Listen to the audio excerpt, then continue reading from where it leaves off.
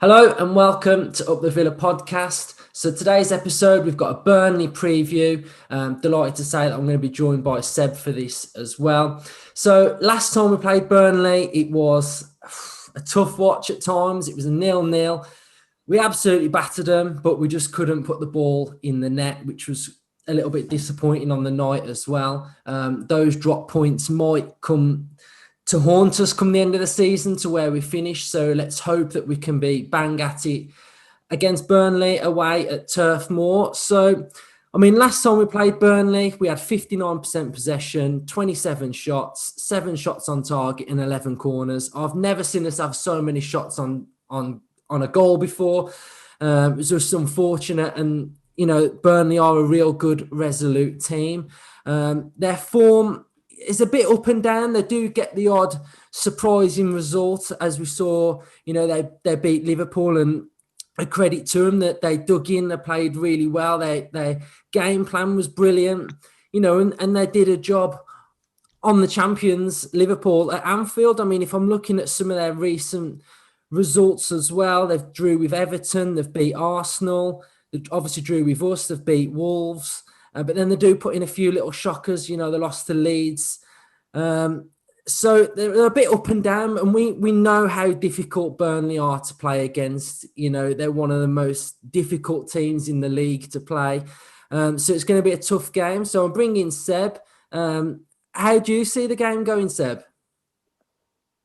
Hopefully it goes similar to it did last year, just minus the injuries. I mean, I hate Burnley. I hate Burnley so much. If you ask me one team in the Premier League that I'd liquidate if I could, it would have to be Burnley. They're such a shit team to play. I mean, they just sit men back and then they hoof it forward. I hate how they play. I hate the way they play because sometimes they're effective in it, as they've kept us out in both occasions at Villa Park since we've been back in the Prem. And honestly, when I have to watch Villa play against them, it's so boring. To make it even better, we're on BT, so we're going to have Robbie Savage to listen to it while we're watching the absolute shit show that they produce. I can't wait for it to be done and dusted and I to get the mean, three to be points, hopefully. fair, for me, I don't actually mind Burnley. Like, Oh, I come feel like, on. no, but I like them because I feel like they're a bit of like a traditional club. I do like Sean Dyche as well. I think, you know, barring the way they play football, the job he has done there is remarkable. He's kept him in the league season after season. They hardly spend any money. They must be one of the lowest spenders in the league. They do a job, they get some results. And I think, you know what, fair play to Burnley because his hands are tied, and I just got credit for Dyche. Really, it's probably Dyche that I like more than anything. So let's touch on our performance then, and how you feel like we're gonna have to play to beat them tomorrow. Because I felt the first time, although we controlled the game, there was areas where we probably should have moved the ball a little bit quicker. We need to stretch their back line. We need to move their shape more because obviously we know that they're all about their solid shape, aren't they? They would camp in on the 18-yard box for 90 plus minutes. They're happy to do that. They're happy to launch it to Chris Wood and then get Barnes in and around Rodriguez if he plays. They'll do that all day long. So the question I'm going to ask you is, what do we do tomorrow to get the result against Burnley? Good question. Probably be patient. We're going to have to be patient with our build-up play. It's not going to come easily, and I doubt we're going to get it from lumping it into the box. I think it's going to take a few intricate passes. If we could get their midfield out of the game, then I'd be quite confident that we could overload them in defence. I think if we could double up on one of their fullbacks, we could cause some real problems there and do that little move we do where we double up, play it into the middle, and then look to get a shot off. We have to score early on. I think that's essential because the longer the game goes on, the deeper they'll sit. We know that. You know, they're not going to spring any tactical surprises on us. We know what we're going to get. So I think it's just a matter of waiting and being patient. hopefully nicking that first goal, however that may be, whether that comes off someone's arse or whether it's a good goal. But once we get the first goal, I think that then allows us to control the game more because they'll have to come at us. Look, against Newcastle, we never really hit the standards that you'd expect of us, but Newcastle allowed us to do that. That was through no fault of our own.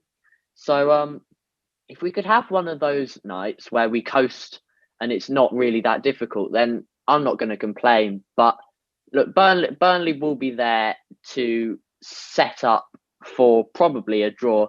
I don't know, because they always play for a draw when they come to Villa Park. I don't know whether that's going to be any different when they're at home, but it'll be interesting to see. And I think we'll probably control the possession as well. It'll be nice to see if we can get that first goal and then push on from there. Definitely, I'm with you. I think there's no doubt in my mind tomorrow that we're going to have all the ball. We're going to control the game.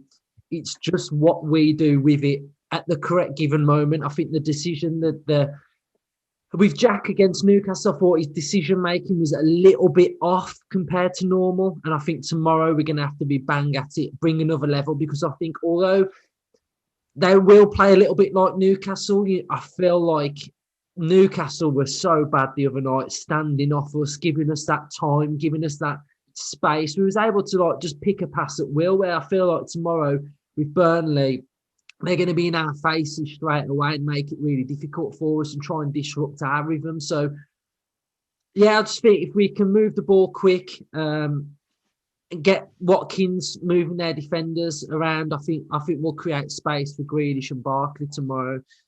So, I mean, I'm looking forward to it. I think, we've got a decent little run of fixtures now, haven't we? We've got Burnley, Southampton, West Ham, Arsenal. If we can come out of that unbeaten with a decent amount of wins, we're looking very, very, well, you're shaking your head for, but we're looking very, very good. If we can come out of it, we're looking really good. And I think we will be starting to look at around an 8th or 6th place. Do you disagree? Yeah, you've reeled off them games there. I mean, Burnley, yes, standard. You'd expect the 3 points from that. Southampton and West Ham are probably the two teams this season that I'd put up there as being one of the contenders for surprises of the season. I think I'm a massive fan of what Ralph Hasenhüttl's doing at Southampton. I think the job he's done at St Mary's ever since that 9-0 defeat is remarkable. And David Moyes as well at West Ham. He's getting a tune out of his West Ham players at the moment.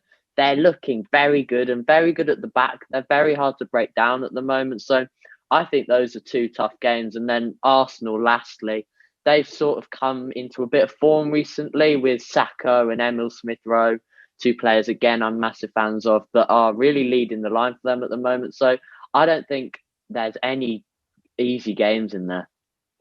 So let's go on to our Twitter questions then. I put a post earlier asking if anyone's got any questions, and we have. So I'm going to put this one to you. It's from Corbin FC. Does Nakamba keep his place for you? I was really impressed with him on Saturday.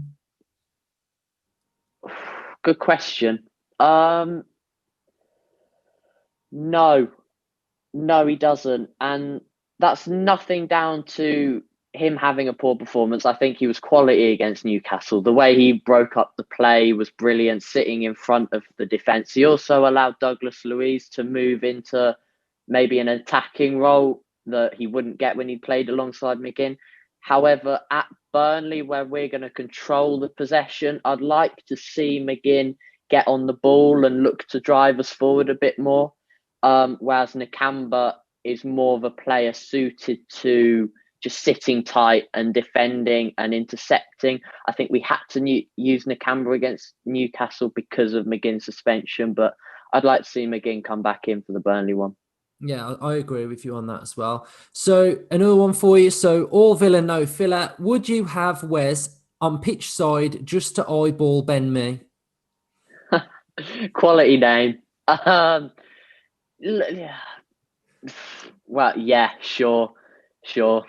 That one will psych him out.